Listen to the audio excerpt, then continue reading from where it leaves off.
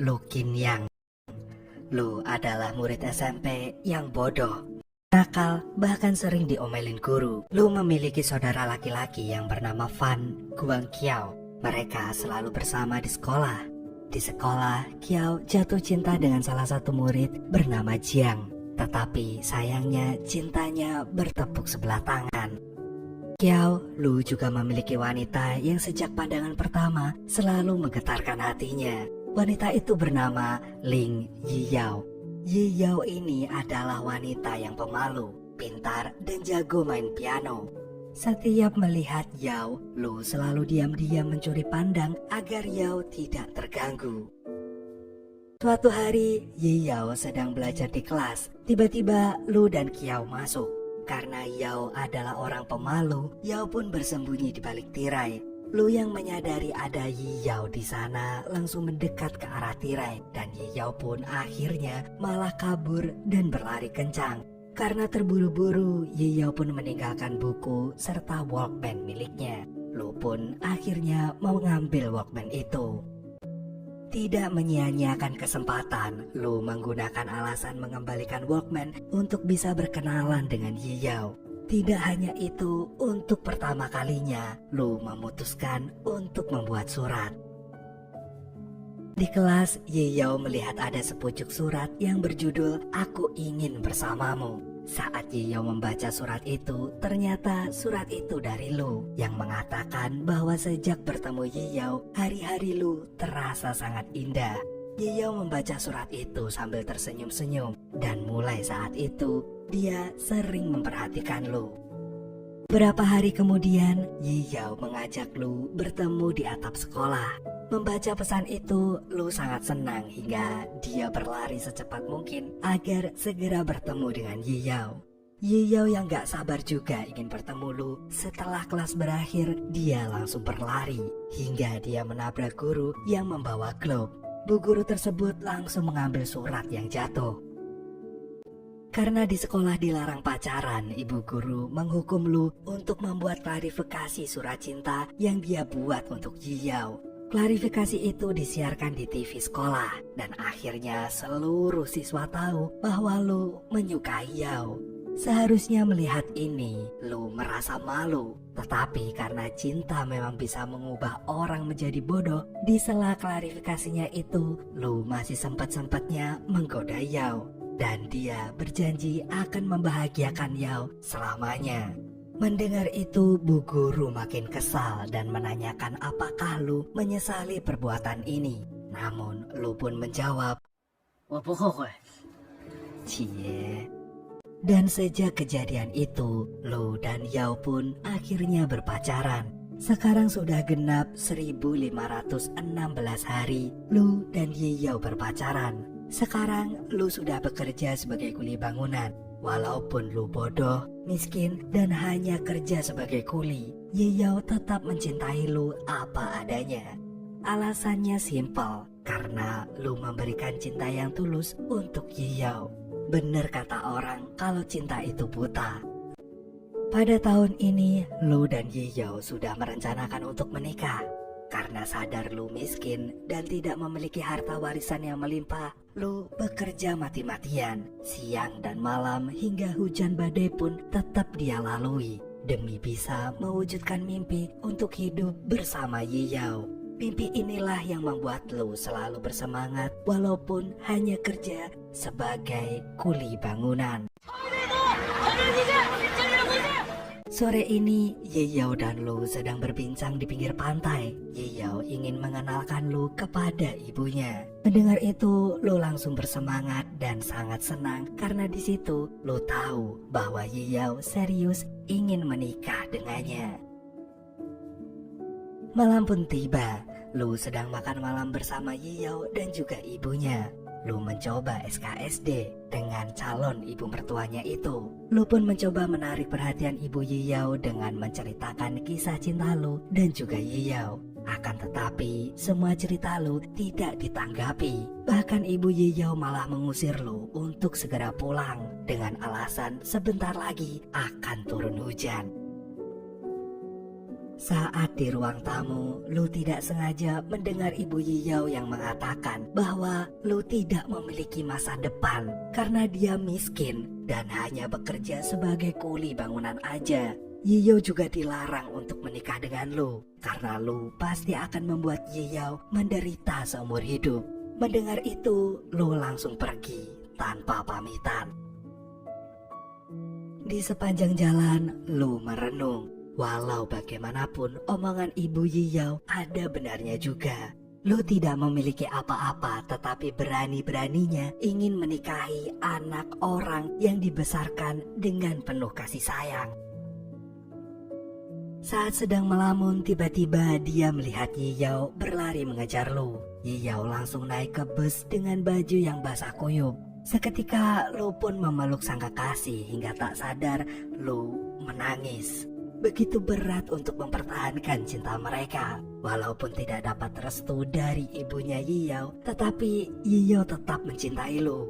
Yiyao memiliki ide untuk mengontrak bersama Lu agar mereka bisa terus bersama. Apalagi setelah ini Yiyao harus kuliah, sehingga daripada kos sendirian, lebih baik menyewa kontrakan bersama. Tanpa pikir panjang, Lu pun menyetujui ide tersebut. Siang ini, Lu dan Yiyao sedang sibuk milih kontrakan. Setelah mendapatkan kontrakan, mereka mulai membeli perabotan, seperti membeli kipas angin, mesin cuci, hingga kasur. Lu dan Yiyao sangat bahagia. Akhirnya tidak ada lagi yang bisa memisahkan mereka. Walaupun tinggal di kontrakan sempit, yang penting mah mereka bisa terus bersama. Sebagai laki-laki, Lu paham betul menikahi Yiyao tidak bisa hanya modal cinta. Apalagi Lu berjanji akan membelikan apartemen untuk mereka tinggal. Sejak saat itu, Lu mulai bekerja lebih keras lagi. Usahanya tidak sia-sia sampai akhirnya dia berhasil naik jabatan menjadi supervisor yang mengontrol proyek.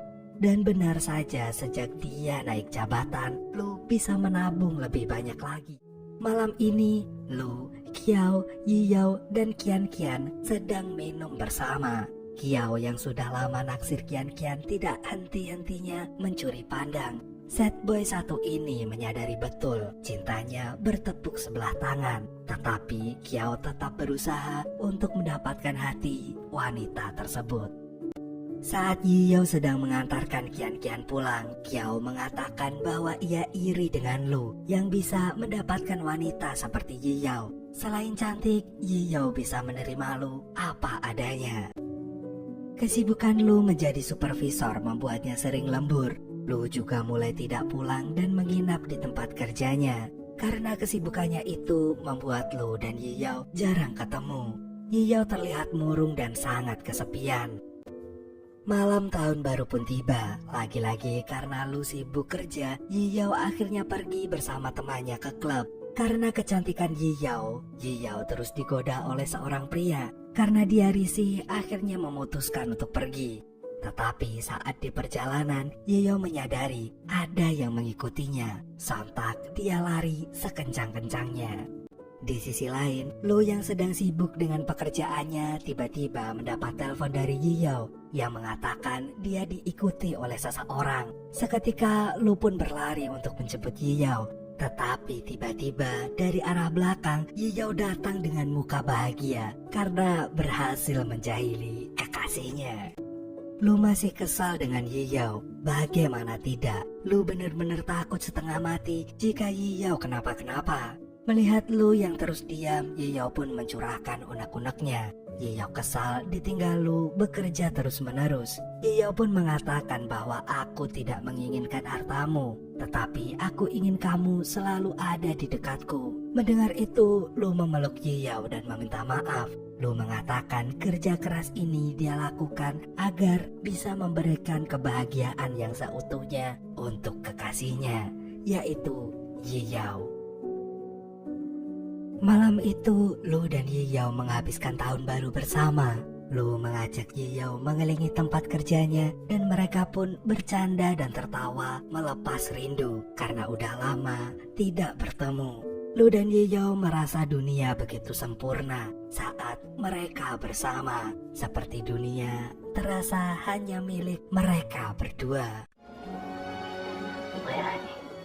Ya, Lu berada di kantor. Saat dia membuka loker miliknya, Lu terkejut ada uang yang sangat banyak. Dia takut jika uang ini akan menjadi masalah untuk kedepannya. Malam harinya saat Lu minum-minum bersama temannya, Lu masih memikirkan uang tersebut. Lu menanyakan kepada temannya dan mereka mengatakan mereka juga mendapat uang itu juga. Dan tidak biasanya teman-temannya baik. Lu merasakan ada yang gak beres dengan ini semua. Akhirnya Lu pun memutuskan untuk mengembalikan uang tersebut. Di perjalanan pulang, Lu melihat banyak mobil molen cor yang mengarah ke proyeknya. Melihat ada yang aneh, Lu langsung menghampiri mobil cor itu. Dan benar saja teman-temannya sudah merencanakan untuk mengacor proyek tanpa persetujuan dari Lu. Padahal hal itu melanggar SOP perusahaan. Lalu sebagai supervisor, Lu pun mencoba untuk menghentikannya. Tetapi Lu malah dibanting hingga tercebur ke kubangan air. Tidak hanya itu, Lu juga dihajar habis-habisan oleh teman kantornya. Ternyata ini semua sudah direncanakan oleh teman-temannya yang bertujuan untuk menendang Lu dari proyek ini. Benar saja, akibat pengecoran itu, Lu dianggap lalai dan dia dipecat dari kerjaannya. Di malam yang sama, Yiyao memberi kabar jika ibunya masuk rumah sakit. Dengan pikiran kalut, Lu pergi menghampiri Yiyao. Sesampainya di sana, Lu melihat ibu Yiyao belum mendapat penanganan dokter sama sekali. Lu bertanya kepada suster mengapa belum ada tindakan sedikit pun. Suster pun mengatakan bahwa jika ingin segera diperiksa, maka Lu harus memesan ruang VIP terlebih dahulu. Lu yang baru saja dipecat tentu saja tidak memiliki uang untuk menyewa kamar VIP, walaupun hanya 1 malam. Tidak menyerah, Lu pun mencoba menelpon teman-temannya untuk meminta pinjaman uang. Tetapi nihil, tidak ada satupun yang mampu membantu Lu. Saat Lu kembali ke rumah sakit, Lu terkejut dia tidak menemukan Yiyao. Ternyata ibu Yiyao sudah dipindahkan ke kamar VIP dengan bantuan seorang pria yang bernama Luo. Luo ini adalah teman masa kecil dari Yiyao, sekaligus teman Yiyao saat SMA. Saat Lu masuk, ibu Yiyao sedari awal tidak menyukai Lu, langsung membanggakan Luo yang baru pulang dari Australia dan memiliki pekerjaan mapan. Seperti ditampar oleh omongan ibu Yiyao yang secara tidak langsung merendahkan Lu. Akhirnya Lu memutuskan untuk pergi tanpa sepatah kata pun. Lu menyadari bahwa cinta yang tidak mendapatkan restu bagaikan kapal yang terombang-ambing dalam lautan. Lu merenung seorang diri di tangga darurat. Lagi-lagi Yiyao yang sangat mencintai Lu itu menghampiri tanpa mengucapkan sepatah kata pun. Dia langsung memeluk sang kekasih dengan erat. Ikatan batin mereka begitu kuat hingga bisa saling merasakan tanpa harus mengatakan. Lu pun menangis. Dia merasa laki-laki miskin dan tidak memiliki masa depan seperti dirinya. Sepertinya gak pantas untuk Yiyao. Pagi harinya saat Lu sedang antri melamar pekerjaan, dia ditelepon oleh Kiao. Kiao mengatakan bahwa temannya membutuhkan seorang pengawas lapangan untuk proyek yang sangat besar. Karena Kiao tahu Lu berpengalaman, maka adiknya itu mengajaknya bekerja sama. Tetapi proyek ini sangat beresiko, karena proyek ini akan dibayarkan setelah semua selesai. Jadi Lu harus bermodal dulu untuk di awal. Karena Lu sudah bertekad mewujudkan impiannya untuk membelikan Yiyao apartemen, akhirnya Lu pun menyetujui kontrak ini. Setelah itu, Lu bergegas menghampiri teman kuliahnya dulu, dan dia mengambil tabungannya yang sudah dikumpulkan selama ini untuk membayar teman-temannya. Malam harinya, Lu mengajak teman-temannya itu untuk mabuk-mabukan. Kiao sangat depresi melihat Kian-Kian tampil di acara TV dan mematikan TV tersebut. Hingga akhirnya dia berantem dengan pelanggan lain yang tidak terima Kian mematikan TV tersebut. Melihat adiknya dipukuli, Lu pun langsung membantunya. Di lain sisi, Yao sedang menunggu ibunya di rumah sakit. Tiba-tiba dia mendapatkan kabar bahwa Lu berantem. Yao sangat khawatir dan bergegas menjemput Lu. Salahnya, Yao menjemput Lu ditemani oleh Luo, laki-laki yang didambakan oleh ibunya Yao. Melihat hal itu, Lu sangat terluka dan cemburu. Sesampainya di rumah, Yao menanyakan uang yang ada di tabungan mereka yang sudah ludes gak ada sepeser pun. Yao membutuhkan uang itu untuk pengobatan ibunya. Dan Lu akhirnya bilang jika semua uang yang mereka miliki dipergunakan untuk mengerjakan proyek besar. Lagi-lagi, Yao akhirnya terpaksa meminjam uang kepada Lu. Mendengar itu, Lu yang sedang mabuk pun tersulut emosi dan mengatakan lebih baik Yao bersama dengan Luo aja. Dia bisa memberikan semua yang Yao minta, bahkan Luo sudah direstui oleh ibunya. Tanpa mengubris omongan Lu, Yao pun langsung pergi. Pagi harinya, Lu mendapatkan kabar bahwa semua kuli mogok kerja karena mereka belum dibayar.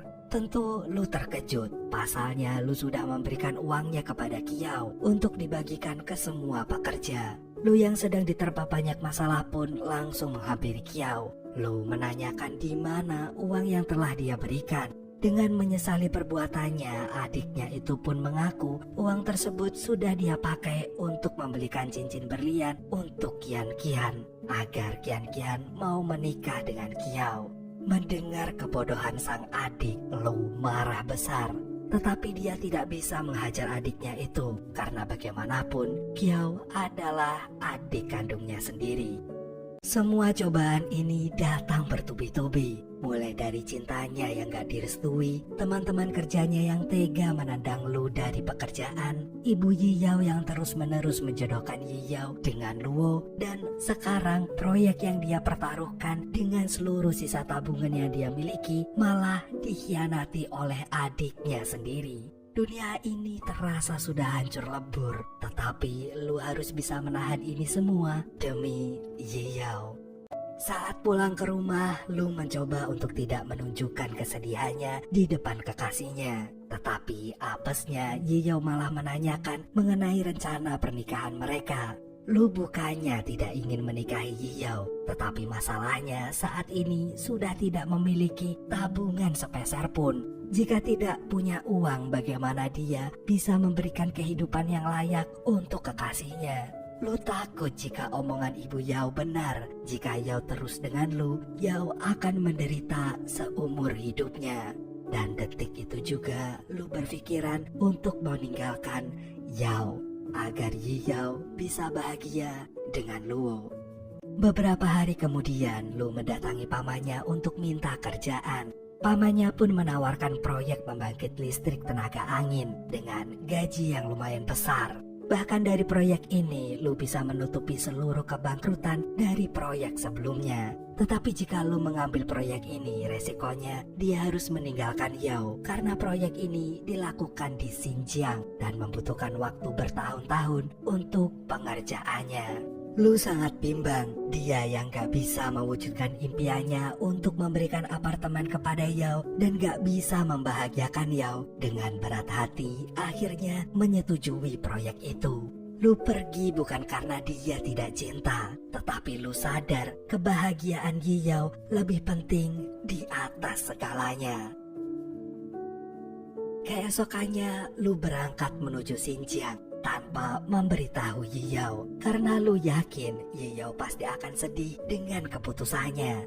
Tetapi ternyata sebelum Yao sudah diberitahu oleh Kiao bahwa Lu akan meninggalkan kota untuk waktu lama, Yao pun segera menghubungi Lu. Yao bertanya apa maksud dari semua ini. Apakah kamu berniat untuk putus dariku? Katanya.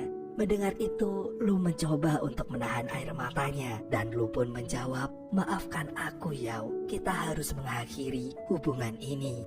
Dengan rasa sesak di dadanya, Lu harus berpisah dengan Yao, gadis yang sangat dia cintai. Mau bagaimanapun dia tidak bisa egois membiarkan Yao tetap berada di sampingnya, yang dia sendiri pun sudah tidak bisa memberikan jaminan kebahagiaan untuk Yao.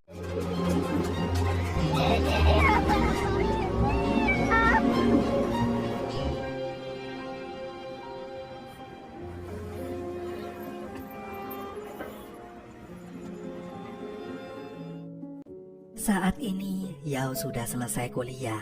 Dia bekerja di bank. Terlihat Yao sedang sibuk mempersiapkan pernikahannya dengan Luo. Di sini Yao sudah mulai berangsur-angsur melupakan Lu yang sudah lama tidak ia temui. Sedangkan di sisi lain, Lu masih belum menyelesaikan proyeknya. Berbeda dengan Yao, Lu saat ini belum bisa melupakan Yao sedikit pun. Ternyata hal yang berat selain meninggalkan itu harus melupakan segala kenangan indah yang pernah diukir bersama. Hari ini Yao memutuskan untuk menghubungi Lu kembali. Lu yang sulit mendapatkan sinyal, dia berlari ke atas bukit. Mereka saling menanyakan kabar satu sama lain, dan Yao pun memberitahu Lu bahwa dirinya sebentar lagi akan menikah. Yao mengatakan semua hal di pernikahan ini persis seperti apa yang kita bayangkan dulu. Lengkungan yang ditutupi oleh bunga, karpet merah, gaun putih, dan tuxedo warna hitam. Tetapi yang hilang hanya satu, yaitu kamu. Dengan air mata yang mulai menetes, Lu mengatakan semoga kamu bahagia dengan pernikahanmu. Tetapi Yao malah kesal mendengar ini. Yao mengatakan mana Lu yang pemberani, bertanggung jawab dan tulus mencintai Yao. Mendengar Yao masih berharap dan mencintainya, Lu akhirnya memutuskan untuk kembali ke kota agar bisa menemui Yao. Lu langsung mengambil mobilnya dan bergegas menuju kota. Anehnya sudah lama Yao menunggu Lu di stasiun, tetapi Lu tidak kunjung sampai. Belum juga sampai karena ternyata saat perjalanan menuju kota, Lu dihadang oleh badai salju dan dia terjebak di badai tersebut. Tidak ada satu orang pun yang bisa menolongnya hingga beberapa hari kemudian Lu ditemukan meninggal dunia. Sebelum meninggal, Lu mengirimkan beberapa pesan perpisahan untuk Yao. Lu mengatakan, apakah kamu masih menungguku? Maafkan aku yang belum bisa menjadi pacar yang baik selama 10 tahun ini. Aku tidak bisa menepati janjiku lagi. Aku akan selalu mendoakanmu agar kebahagiaan selalu menyertaimu. Di samping jasad Lu ditemukan catatan kecil yang berisi, jika aku mati, jangan beritahu Lin Yiyao.